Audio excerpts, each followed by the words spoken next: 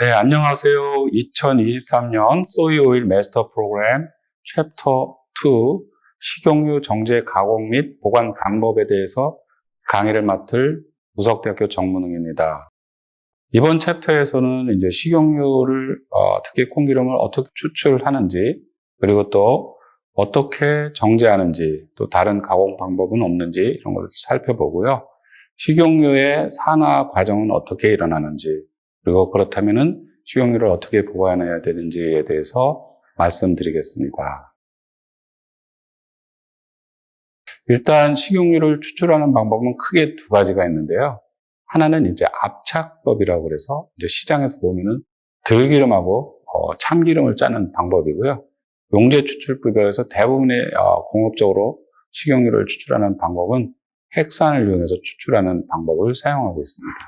일단 콩기름을 추출하기 전에는 콩을 전처리하는 공정을 거치게 됩니다.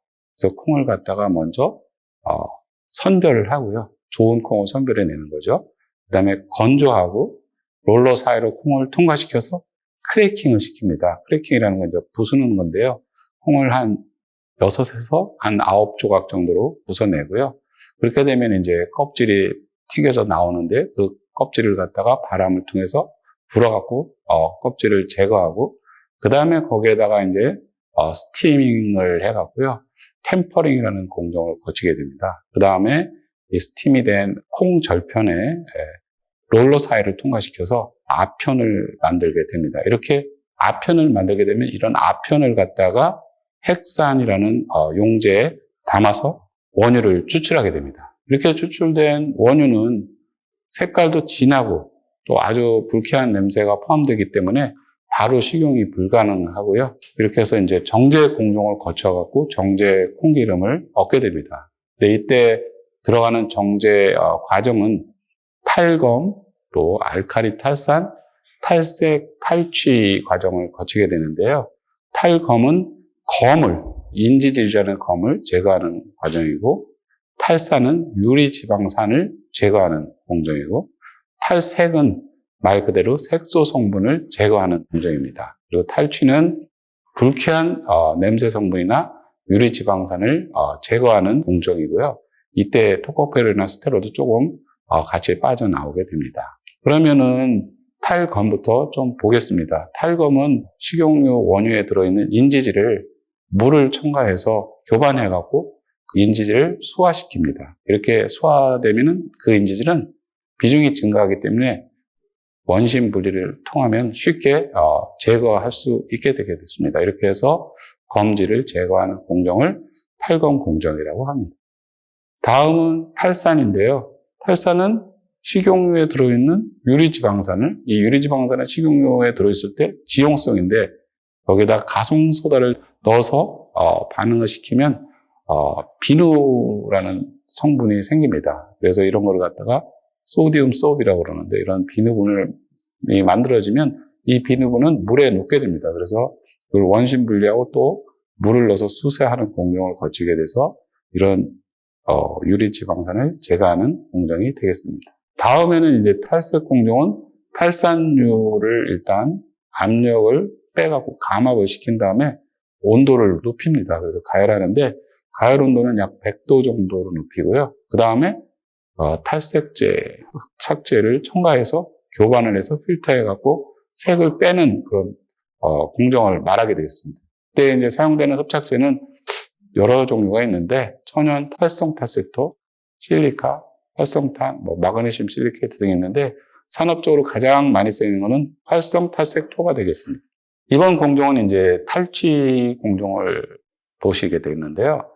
탈색한 식용유가 일단 탱크로 들어갔다가 이제 필터를 통해서 가열 장치를 통하고 또 이렇게 해서 탈기 장치를 통해서 탈취기 내부로 들어가게 됩니다. 이렇게 탈취기 내부에 들어가면 이제 1단, 2단, 3단, 4단 이렇게 하고 스팀을 통해서 식용유 내부에 들어있는 어떤 휘발성, 냄새 성분을 감압 상태로 뽑아내는 그런 공정이고요. 이렇게 해서 이제 탈취가 끝나게 되면은 열 교환기를 통해서 필터해갖고 탈산, 탈색, 탈취된 정제유를 얻게 되는 이런 공정입니다. 자, 그러면 이렇게 생산된 식용유에는 핵산으로 추출했는데 핵산이 잔류하지 않을까 하는 걱정을 가진 분들도 계시는데요. 지금 한국식품공정상 식품 중에 핵산 사용 기준이 있습니다. 그래서 잔류 허용량이 있는데요. 특히 식용유에는 0.005g per kg 정도의 이하의 핵산으로만 잔류한 것을 이제 법적으로 허용하고 있는데 이 0.005g per kg이라는 건 굉장히 작은 양이거든요. 그래서 이걸 ppm으로 따진다면 5ppm 수준입니다. 그러니까 5 마이크로그램 per g이죠. 아주 극미량인데 현재 우리나라에 유통되는 어떤 모든 식용유를 다 조사해봐도 5ppm 넘는 식용유는 존재하지 않습니다. 그 이유는 뭐냐면 탈취 공정을 통해서 아까 보셨다시피 굉장히 높은 온도에서 스팀으로 막 불어내갖고 그 희화성 물질을 다 제거하기 때문에 거의 잔류하지 않는 것으로 파악되고 있습니다. 이번에는 이제 수소 경화 공정을 여기에 보여주겠는데요. 이게 이제 수소 경화 장치입니다. 이 안에 이제 식용유가 들어가고요. 또 그 다음에 수소가스를 불어넣으면서 촉매와 함께 교반을 하게 되면은 화학 반응이 일어나게 됩니다. 그 화학 반응을 보시겠습니다. 여기에 보면은 이제 이중결합이 수소 경화 장치에 들어가서 촉매와 수소와 가열에 의해서 단일 결합으로 이렇게 바뀌는데요. 이중결합이 단일 결합으로 바뀌게 되면 액상의 식용유가 고체지로 이렇게 바뀌게 되는 그런 과정인데 이때 부작용으로 이제 약간의 부산물로 트랜스 지방산이 많이 생기게 됩니다. 그래서 그럴 때 이제 트랜스 지방이 수소 경화 공정에서 많이 생기는 이유가 바로 요 사이드 리액션 때문에 일어나는 겁니다. 요번에는 이제 또 다른 가공 공정으로는 결정화 분해액이라는 분해액이라는 방법이 있는데 식용유를 먼저 이제 녹인 다음에 열을 가해서 그다음에 서서히 냉각시킵니다. 그러면 결정핵이 생성이 되고요. 뉴클레이션이라는 핵이 생성이 되고 그다음에 숙성, 결정이 점점 성장합니다. 크리스탈 그로스가 일어나면 충분히 일어나게 되면 이제 결정하고 액상유를 필터나 혹은 원심 분리를 통해서 분리해서 고체상의 기름과 액체상의 기름을 나누는 공정인데요. 이때 고체상의 기름은 스테아린이라고 불리고 액체상의 기름은 올레인이라고 불립니다. 자, 이번에는 식용유의 산화에 대해서 먼저 알아보겠습니다. 식용유는 오래 보관하거나 아니면 높은 온도로 조리하거나 이렇게 하게 되면 산화가 일어나게 되는데요. 이 산화에 일어나는 반응 3단계를 보게 되면 개시 반응, 또 연쇄 반응, 혹은 전파 반응이라고 해서 하고요. 종결 반응 이렇게 3단계로 반응이 진행됩니다.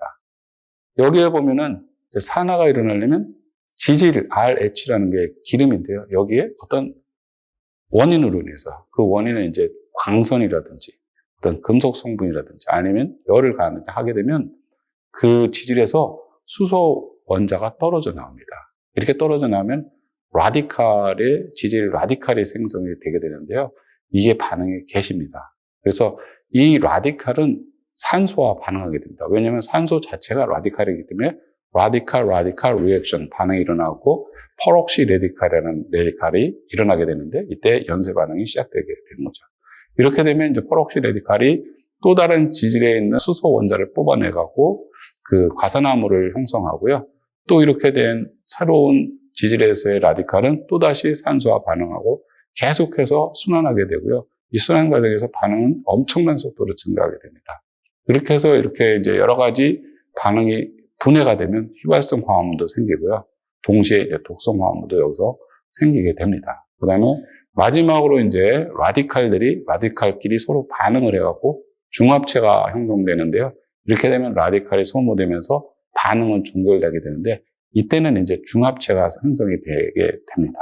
이렇게 해서 산화 반응은 처음부터 개시되고 연쇄 반응이 일어나고 종결되게 되는 과정을 거치게 됩니다. 그러면 식용유는 산화가 일어나면 어떤 영향을 미치느냐? 아까 제가 말씀드렸다시피 식용유가 산화가 일어나면 그 식품의 향미의 품질이 저하됩니다. 아까 하면 불쾌한 냄새가 형성이 되게 됩니다. 특히 이제 핵산화라든지 히포데카다이온이라든지 이런 냄새 성분들이 발생하고요. 그 다음에 이제 또 독성 물질이 생깁니다. 2하이드록시노네날 뭐 이런 등의 말로날데하이드 등의 이런 독성 물질의 생성으로 인해서 인체의 유해성이 증가하고 또 그 다음에 우리가 필수로 하는 필수 지방산도 또 손실이 되고요. 그 밖에 영양소도 동시에 손실이 되게 됩니다. 그래서 식용유의 산화는 건강학적 또 식품 인더스트리에서 식품의 향미적인 측면에서 안 좋은 영향을 줄 수가 있겠습니다. 그러면은 식용유가 얼마나 산화됐는가를 확인하는 방법이 있을까? 네, 아주 많습니다. 그래서 여기에 보면 산가는 이제 굉장히 산화가 많이 됐을 때 진행됐을 때 보는 방법 중에 하나고요. 그다음에 과산화물가, 이거는 이제 산화의 초기에서 산화 정도를 측정하는데 아주 유용한 산화 측정 지표 중에 하나고요.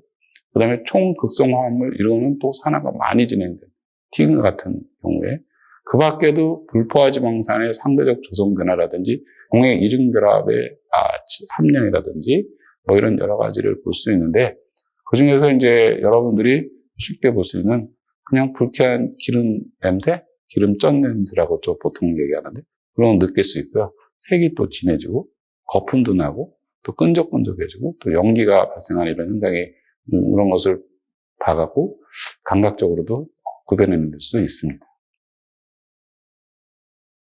그러면은 식용유를 그러면 어떻게 보관하는 게 중요한가?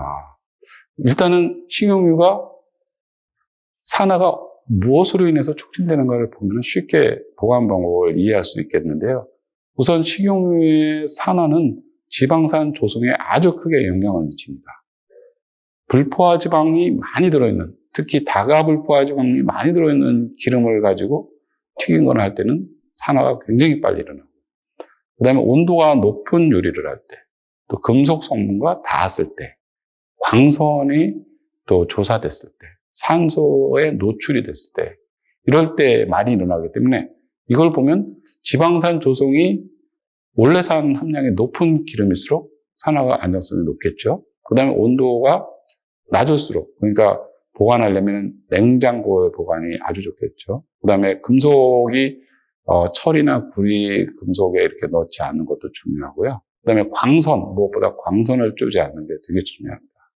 그리고 또 산소에 노출시키지 않는 거죠. 그래서 뚜껑을 잘 닫아서 보관하는 겁니다. 그래서 적절한 식용유를 선택하고 낮은 온도에서 광선에 쪼이지 않고 뚜껑을 잘 닫아서 보관하면 오래 신선하게 보관해서 먹을 수 있습니다. 여기에 보면은 고일레산 콩기름이 다른 기름에 비해서 산화 안정성이 5배에서 뭐 한 3배 이 정도 높은 걸 볼 수가 있죠. 그래서 고일레산 콩기름 같은 경우는 산화 안정성이 높은 식용유가 되겠습니다.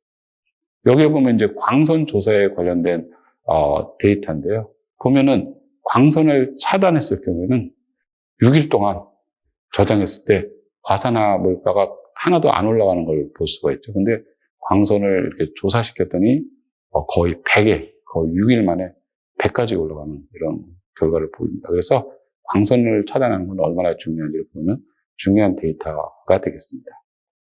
자, 이렇게 해서 제2장 강의를 모두 마치겠습니다. 감사합니다.